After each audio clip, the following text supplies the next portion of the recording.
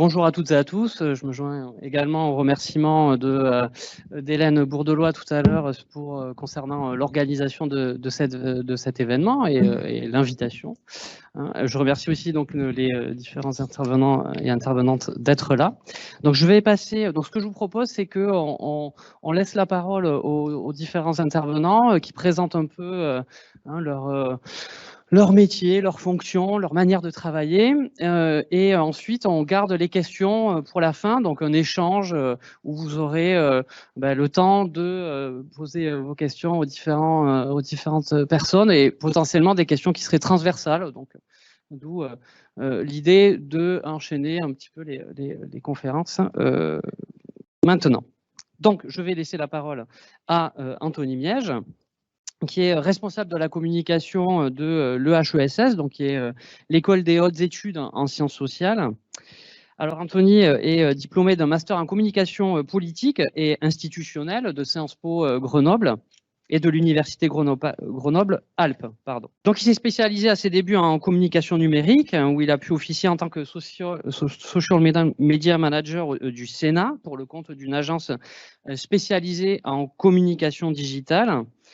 Et donc ensuite, il va effectuer ces mêmes missions au sein d'un think tank avant de rejoindre l'université Sorbonne Paris-Nord en tant que chargé de communication et community manager. Donc je te laisse la parole également pour une dizaine de minutes. Merci beaucoup, merci. Bonjour à toutes et à tous. Merci pour les organisateurs, aux organisateurs de cette belle journée importante pour vous. Merci à Karine, merci à toute l'équipe. Et merci aux collègues de jouer les jeux, effectivement, de vous parler de nous, de ce qu'on fait, surtout aujourd'hui.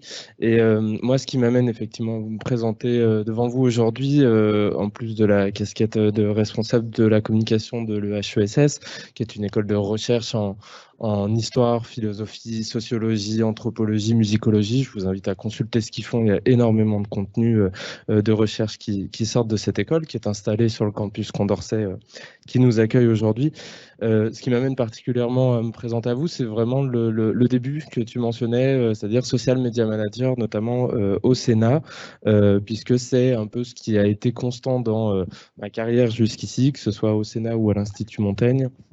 Et au Sénat, tu l'as précisé, je travaillais pour une agence de communication digitale, la NetSquad, qui est voilà, une structure qui m'a vraiment transmis les pratiques. Là où mon parcours universitaire, comme le vôtre, en licence d'information communication avant Sciences Po, m'avait transmis des savoirs théoriques nécessaires à tout ce qu'on va décrire et ce qu'on va évoquer aujourd'hui. C'est fondamental, les SIC tels qu'on vous en parle.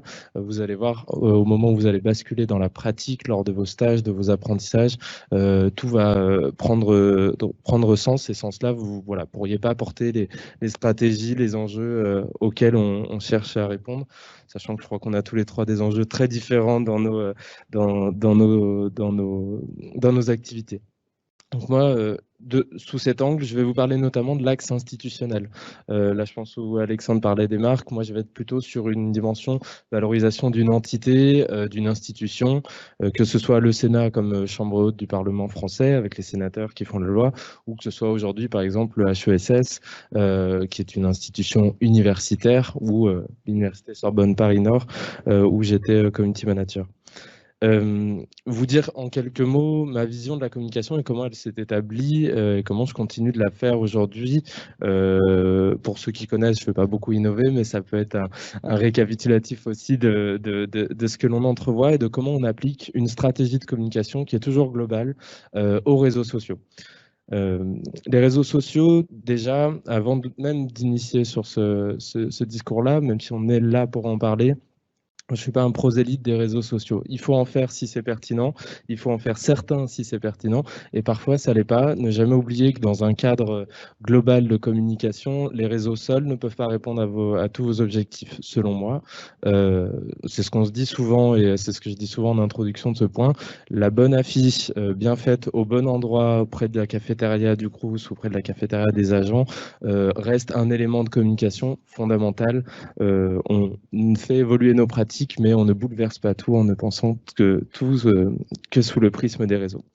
Toutefois, les réseaux sociaux apportent beaucoup de choses et permettent d'instituer quelque chose qui est vraiment intéressant et très stimulant en communication, c'est vraiment la notion d'immédiateté. On répond tout de suite à un besoin, on informe immédiatement, on est sur du flux, on est dans ce flux d'informations que vous connaissez, qui est très fort et qui est très fluide. On apporte aussi de l'accessibilité, alors au sens plutôt d'une dimension de service aux usagers, et ça c'est très important aussi pour avoir en notion tout le temps de répondre à des besoins qui seraient ceux des usagers. Par usagers, j'entends vous les étudiants dans le cadre de l'université, mais aussi les enseignants et les autres agents qui composent l'université, qui sont 3 publics différents à qui il faut parler. Sans parler du grand public à qui il faut aussi parler pour faire connaître votre université, là aussi pour valoriser les étudiants, les enseignants, mais aussi les agents. Et enfin, les réseaux sociaux ont cette force-là aussi de contribuer à renforcer le sentiment d'appartenance. Donc là, je me rapproche des stratégies de marque, évidemment, avec le système de valeurs qui sont les leurs et qui sont très, très importants pour fidéliser le client et engendrer l'achat et l'achat habituel. Nous, on va être sur une stratégie qui va être sensiblement la même si parler de marque dans nos institutions, je vous invite à faire très attention, ça peut crisper certains collègues. Grâce aux réseaux sociaux, on renforce un sentiment d'appartenance et on permet en fait d'inculquer en quelque sorte le sentiment d'ambassadeur de la fac. Par exemple, si vous êtes fier de l'USPN et que quand vous allez sortir avec votre diplôme, vous allez pouvoir mieux communiquer les savoir-faire de l'université, soit par la qualité de sa formation, soit par la qualité de ses structures d'accueil ou par exemple les capacités à organiser des grandes journées comme ça dédiées pour vous. Quand vous serez sur le terrain demain, pour nous communicants, vous êtes les meilleurs alliés parce que c'est vous qui allez rendre crédible, concrète la communication que l'on fait nous sur les réseaux sociaux. Alexandre, tu avais un mot, je crois, tout à l'heure. Je ne sais plus, pardon, comment tu le présentais. Je crois que tu parlais pardon, je me perds dans mes feuilles. Merci beaucoup. En tout cas, je ne sais plus quel mot tu as donné, mais moi, je parle souvent de vitrine. Les réseaux sociaux sont qu'une simple vitrine. On donne à voir ce qui se passe à l'intérieur et côté coulisses. Une illustration, voilà, mais je crois que je te rejoins sur pas mal de métaphores. Donc voilà, c'est vraiment l'importance des réseaux sociaux qui permettent ces 3 choses. Et ça, j'ai quand même envie de dire, on a de la chance parce que parfois, quand on y pense un peu, on se dit comment ils faisaient avant. Enfin voilà, pour le petit mot là-dessus. Pour faire une bonne communication sur les réseaux sociaux dans un axe institutionnel, universitaire, mais aussi associatif, parce que ce que je vous raconte pourrait s'appliquer à de l'association, pour ceux qui peut-être ont des aventures associatives, des engagements. Ça passe par 3 choses très simples. Là aussi, je ne vais pas annoncer de scoop, mais il faut clairement identifier les objectifs de communication. Karine parlait du message tout à l'heure. Qu'est-ce qu'on veut dire? Qu'est-ce qu'on veut dire avant même de savoir comment on va le dire? Qu'est-ce que l'on veut dire en premier? Qu'est-ce qu'on veut dire en deuxième? Qu'est-ce qu'on aimerait aller dire en troisième, quatrième? Et on fait la liste des priorités, des messages que l'on souhaite faire passer. Ensuite, très simplement, on a l'enjeu de l'identification des publics. La pire réponse qu'on peut nous faire quand nous, on est sondé par nos collègues, moi enseignant, ou moi avec les enseignants, ou les agents, ou l'administration, la présidence, ou encore les étudiants, c'est j'aimerais que tout le monde voit mon message. Je veux parler à tout le monde. Ok, bah alors on arrête, c'est pas possible. Je vais pas être la bonne personne pour cela. Toutefois, on peut, là aussi, et c'est la deuxième priorité, identifier les publics en hiérarchisant ces publics. On fait un fonctionnement de public cible, puis un public secondaire, un public tertiaire.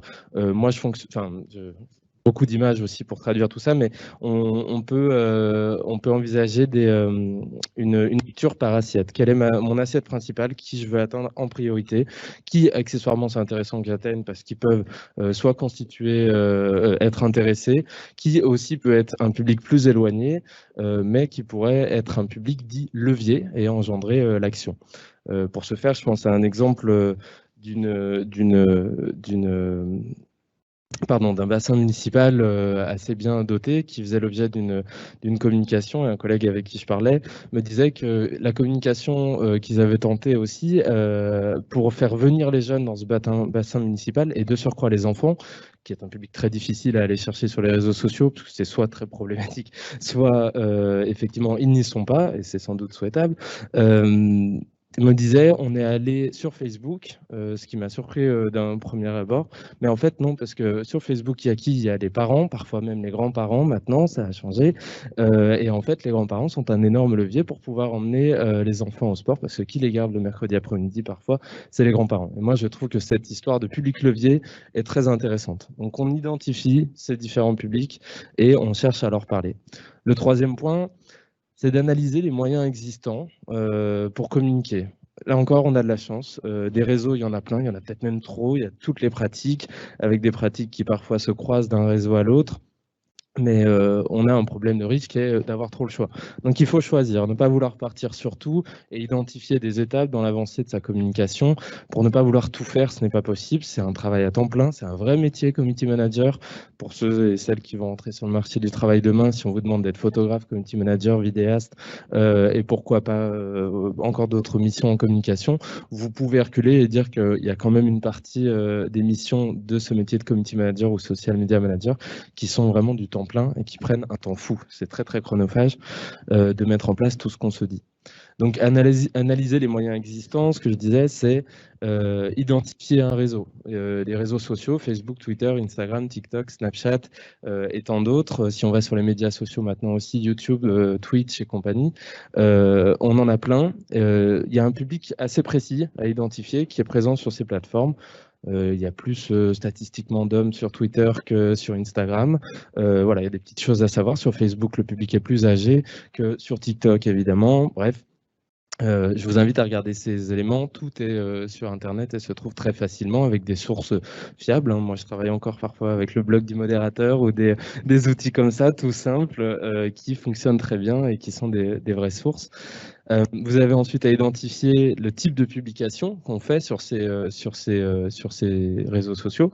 Je vous invite à faire des Reels plutôt sur TikTok, voire Instagram, que sur Facebook. Ça ne va pas tout à fait marcher, pas tout à fait correspondre. Et on le voit quand certains se trompent, ça ne marche pas. Il y a un message qui est faussé. C'est très important d'avoir le bon moyen de communication sur le bon réseau. Il y a aussi un rythme spécifique sur chacun des réseaux. Vous pouvez vous contenter, pardon pour ceux qui en font plus et qui ont peut-être d'autres stratégies, moi je l'ai testé en institution, vous pouvez faire environ 6 posts seulement sur LinkedIn du mardi au jeudi, ça suffit largement, parce que le reste du temps, les statistiques le montrent, la plateforme est boudée. Les gens ne vont pas sur LinkedIn le week-end. Et en l'occurrence, ne tentez pas la même chose sur Twitter, ça ne va pas marcher. Votre compte Twitter doit être fourni, alimenté. On demande un rythme de publication qui soit élevé, mais aussi un volume de publication. Un tweet a une durée de vie d'environ 5 minutes, s'il n'est pas retweeté dans les premiers instants, ou alors liké. Donc si vous tweetez qu'une seule fois tous les 2 jours pendant une certaine période, vous allez vite voir que vous ne décollerez pas, et ça, c'est des choses à connaître. D'où l'investissement aussi sur que sont ces réseaux et qu'est-ce qu'on y fait. Dernier point, pour les 2 minutes restantes, merci. Une fois qu'on a vu tous ces points-là, on l'envisage et que notre stratégie finalement elle est établie, on va plutôt sur tel réseau, on va dire ça plutôt à tel public, et on peut garder ensuite d'autres étapes à franchir bien sûr. On s'investit, on met les mains dans le cambouis. C'est-à-dire qu'on regarde, l'éditorialisation du contenu. On travaille, et c'est là où la rédaction est très importante, où tous les modules de rédaction, tout le travail en journalisme, ou pour approcher les techniques journalistiques que vous allez faire sont hyper importants. Il faut savoir lire, il faut savoir écrire, il faut savoir adopter des codes langagiers qui ne sont pas forcément les vôtres. En fonction des marques pour qui vous travaillez, vous vous mettez à parler d'une façon ou d'une autre. Et c'est pareil pour les institutions. Si une institution veut s'adresser à un public jeune, mais qu'elle va sur TikTok avec les mots de l'institution et de ses agents, ça ne va pas fonctionner. Donc là, il faut savoir aussi s'adapter. Et l'inverse, si vous voulez parler aux agents, mais que vous êtes jeune et que vous avez vos mots à vous, il va falloir que vous vous adaptiez à leur code langagier en quelque sorte. Savoir aussi comment on s'adresse à eux, est-ce qu'on tutoie, est-ce qu'on vous voit, comment s'adresser à eux aussi, ça veut dire est-ce qu'on les interpelle directement, ce qui est une très bonne stratégie parfois, mais aussi qu'on essaye de pas forcément les interpeller, mais d'adresser un message qui soit générique, mais pas juste une information posée sur un réseau non plus. Rappelez-vous, on cherche toujours à rendre un service à l'usager, on cherche à répondre à un besoin. Le deuxième enjeu dans votre mise en pratique, c'est de charter le contenu. Ça veut beaucoup dire de choses. Le minimum à se contenter, c'est d'avoir le logo au bon endroit, au bon moment sur la photo pour que le public, le regard s'habitue et vous reconnaisse immédiatement. Ça peut aller beaucoup, beaucoup plus loin. Et là, je pense que mes collègues sont bien plus professionnalisés en la matière. Même si on le voit dans les institutions, les chartes se déploient de plus en plus, les codes graphiques sont très importants. Et vous pouvez inventer des choses sans là aussi être graphiste. Il y a des petits tips qui peuvent être intéressants. Enfin, les deux derniers points, c'est correspondre aux tendances. On en parlait tout à l'heure, faire des reels en ce moment, c'est plutôt bienvenu. Je pense que là où quand moi je commençais, les réseaux sociaux, c'était de la vidéo courte surtout, de partout, tout le temps. Ça a tendance à changer. Maintenant, on préfère les vidéos en direct, en croisant des personnes qui s'expriment et en créant du débat, en se rendant accessible. C'est, rappelez-vous, je le disais en introduction, c'est l'avantage des réseaux sociaux. Vous êtes aussi à portée de main. Mais attention, c'est mon point terminal pour terminer cette intro. Attention, vous êtes à portée de main. En vous rendant accessible au public, en répondant à un service, à un besoin, le public se rend bien compte aussi qu'il peut s'adresser à vous directement. Si vous êtes influenceur, Alexandra en parlera vraiment mieux que moi, parce que moi, c'est vraiment faites ce que je dis, pas ce que je fais. Ne regardez pas mes réseaux sociaux, c'est justement ce qu'il ne faut pas faire. C'est toujours le problème, on se sert très mal soi-même. Vous êtes à portée de main et du coup, vous êtes aussi la voie d'entrée. Il y a une crise qui éclate, c'est vous, c'est sur vous qu'on va taper. Parce que vous êtes rendu accessible, vous avez parlé à ce public-là, donc forcément, c'est vers vous qu'on va venir. Ensuite, c'est là où on en parlera peut-être un peu plus tard sur la crise. Il y a des codes, il y a des choses à prévoir, il y a des plans à envisager. Je vous conseille, et d'expérience, d'avoir toujours un petit plan de crise en sachant qui contacter, comment vérifier un message et comment surtout apprendre à ne pas vouloir répondre à des attaques et à des commentaires parce que sur les réseaux sociaux, c'est assez violent. Mais je crois que voilà, pour retenir ces éléments-là, on s'adresse à son public, on lui apporte un message essentiel et on répond à un besoin. Je pense qu'on y reviendra un petit peu tout à l'heure. Je vous remercie. Très bien. Merci beaucoup, Anthony.